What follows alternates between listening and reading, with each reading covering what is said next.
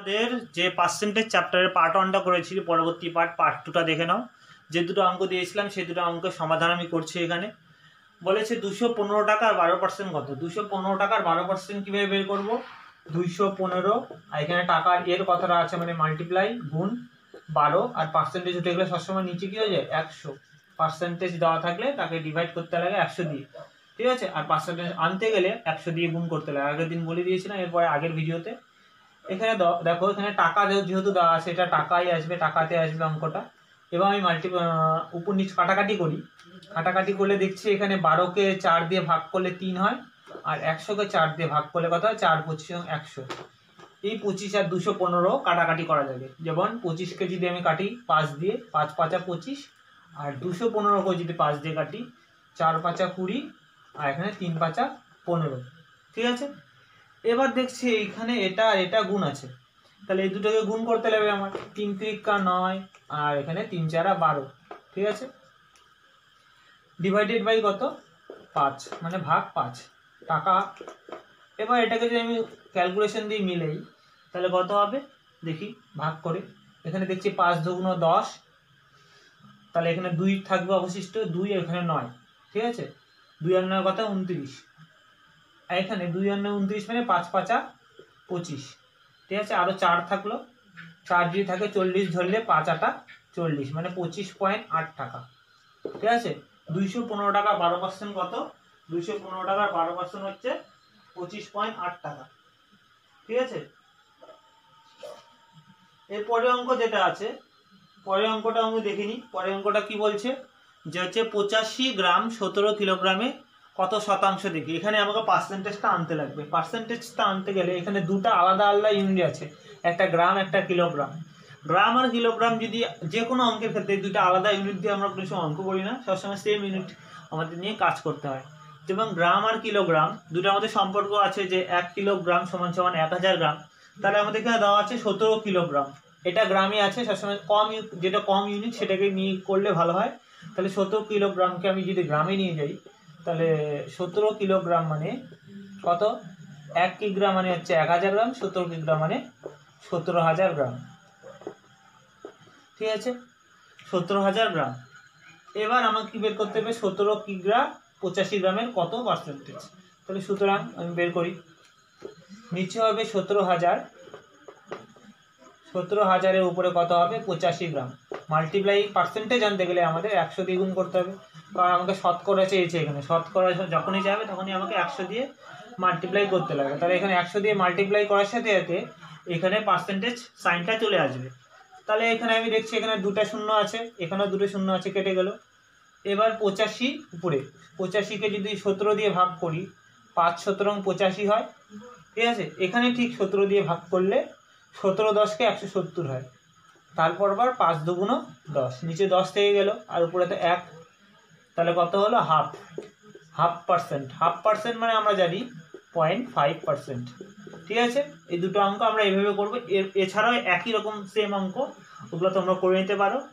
যদি অসুবিধা হয় আমাকে বলতে পারো, আমি ঠিক পরের অঙ্কগুলো করে দেবো। এরপরে নেক্সট যেটা প্রশ্নের অঙ্ক সেগুলোর দিকে যাচ্ছি, দেখে নাও কোনো অসুবিধা থাকলে।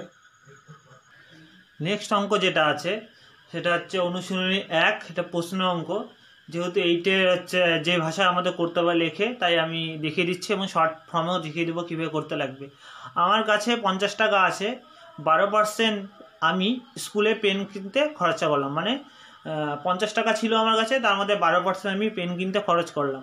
আমি কত টাকার পেন কিনলাম হিসাব করি, ঠিক আছে। আমার কাছে 50 টাকা আছে, 12% আমি স্কুলে পেন কিনতে খরচ করলাম, আমি কত টাকার পেন কিনলাম হিসাব করি, ঠিক আছে। তাহলে আমরা যদি এটাতে একদম শর্ট ফর্মে বের করতে পারি আমরা। 50, আমি যদি বলে 50 টাকার মধ্যে 12% পেন কিনতে খরচ করলাম, তাহলে ডাইরেক্ট আমি বের করতে পারবো 50 গুণ 12/100, ঠিক আছে। এত টাকা জানি আমরা। পার্সেন্টেজ উঠে দিলে এখানে টাকার এই টাকাটার এই 12% বের করতে লাগবে, মানে 50-এর 12%, তাই গুণ করলাম আর পার্সেন্টেজ উঠে 100।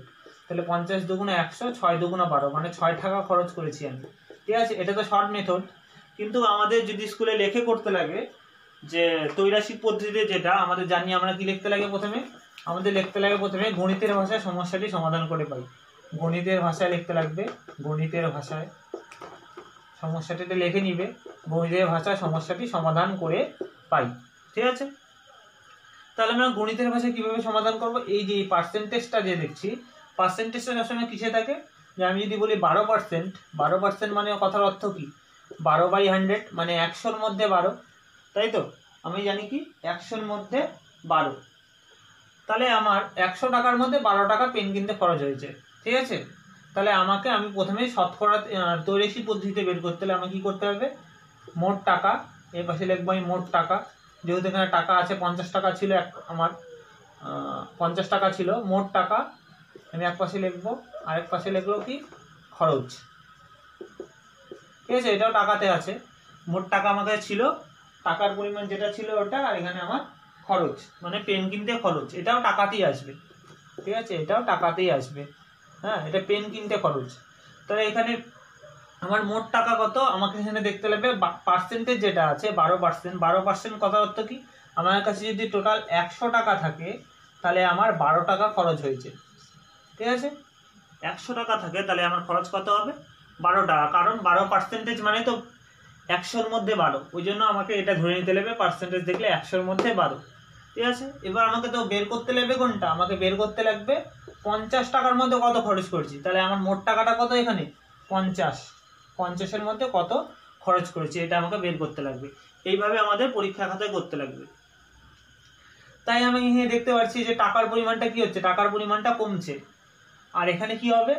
খরচটা কি হবে? খরচ যদি টাকার পরিমাণ যদি কম থাকে আমাকে, তাহলে খরচে তো কমই হবে আমার, তাই তো? তাহলে এটা কমছে, তার মানে এটাও কমবে। তাহলে কি সম্পর্কে থাকবে? এটা সরল সম্পর্কে থাকবে। কি সম্পর্কে থাকবে? সরল সম্পর্কে থাকবে। এখানে অ্যান্সারটা যদি কম আসে তাহলে কি হবে? আমার 50টা উপরে থাকবে এবং 100টা নিচে থাকবে, তাই তো? সুতরাং আমি এখানে লিখে নেব, কথাগুলো লিখতে লাগবে আমাদের, যেভাবে লিখে নাও তোমরা, এর আগেও অনেকবার পড়েছো। যেরকম হচ্ছে কি লিখবো আমরা? টাকার পরিমাণ কমলে খরচের পরিমাণও কমবে, মোট টাকার সঙ্গে খরচের সরল সম্পর্ক। সুতরাং তারপর লাস্টে আমরা কি বলবো? নির্ণেয় খরচ। নির্ণেয় খরচ কত হবে আমার? নির্ণেয় খরচ সমান সমান, এখানে তো কত আছে? এই পাশে একটা 12, প্রথমে এই পাশে 12 দিব, গুণ, এখানে যেহেতু আমার এটা কমছে, যেহেতু এটাও কমবে, অ্যান্সার কমবে, তাহলে কমটা উপরে হবে আর নিচে বড়টা। ঠিক আছে, 50 দুগুণ 100, 6 দুগুণ 12, 6 টাকা। ঠিক আছে, একই সেম প্রসেস। আমি এখানে ডাইরেক্ট একবারে বের করতে পারি, যদি এমসিকিউ দেয় আমাকে, যদি শর্ট কোশ্চেনে 1 নম্বরে দেয় তাহলে আমি এভাবে বের করতে পারি, বা 2 বা 5 নম্বর থাকলে আমাকে দেখিয়ে করতে লাগবে। ঠিক আছে, ওই শর্ট প্রসেসটা যেখানে আমাদের এমসিকিউ কোনো পরীক্ষার ক্ষেত্রে, যে কোনো চাকরি বা কোনো পরীক্ষার ক্ষেত্রে আমরা শর্ট প্রসেসে করতে পারি, কিন্তু আমাকে এটা স্কুলে ব্রড এভাবে করতে লাগবে। ঠিক আছে, পরের অঙ্কটা দেখে নাও। পরের একটা অঙ্ক করছি, দেখো পরের অঙ্কটা যেটা দেওয়া আছে জলে হাইড্রোজেন, এটা হচ্ছে 6 নম্বর অঙ্ক, 111 পেজের, ক্লাস 8। জলে হাইড্রোজেন ও অক্সিজেনের পরিমাণ অনুপাত হচ্ছে, হাইড্রোজেন ও অক্সিজেনের অনুপাত জলের মধ্যে দেওয়া আছে 2:1। ঠিক আছে, জলে হাইড্রোজেন ও অক্সিজেনের অনুপাত দেওয়া আছে 2:1। জলের মোট পরিমাণ, হ্যাঁ, হাইড্রোজেন ও অক্সিজেন শতকরা কত আছে দেখি, মানে জলের মোট পরিমাণের মধ্যে হাইড্রোজেন শতকরাটা বের করতে হয়। যদি অনুপাত থাকে, আমরা এমনিও জানি H2O 2 অনুপাত থাকে হাইড্রোজেন আর 1 অনুপাত অক্সিজেন, বিজ্ঞানের ভাষায় যদি বলি। অঙ্কের মধ্যে দিয়েছে যদি 2:1 অনুপাতে আছে হাইড্রোজেন ও অক্সিজেন, তাহলে পার্সেন্টেজ কত হবে? ঠিক আছে, আমাকে বের করতে লাগবে কত পার্সেন্টেজ আছে। ঠিক আছে, তাহলে আমি যদি প্রথমে দেখি জলে হাইড্রোজেন, আমি করছি অঙ্কটা সমাধান। এটাকে আমাকে তৈরাসিক পদ্ধতিতে করতে লাগবে না, কারণ এটা তৈরাসিক পদ্ধতিতে করা যাবে না। ঠিক আছে, কারণ অনুপাতে দেওয়া আছে 2:1 দেওয়া আছে, জলে হাইড্রোজেন মানে হাইড্রোজেন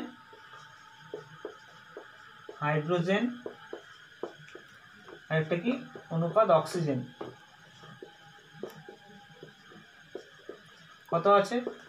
2:1। হাইড্রোজেন অক্সিজেন আছে 2:1। ঠিক আছে, জলে হাইড্রোজেন অক্সিজেন কত আছে? 2:1। তাহলে জলে হাইড্রোজেনের পরিমাণটা কত হবে? আমি যদি অংশে দেখি, জলে হাইড্রোজেনটা বের করি আগে। আমরা আনুপাতিক ভাগাড়ে যেরকম বের করতাম অংশ, ঠিক একইভাবে জলে হাইড্রোজেনের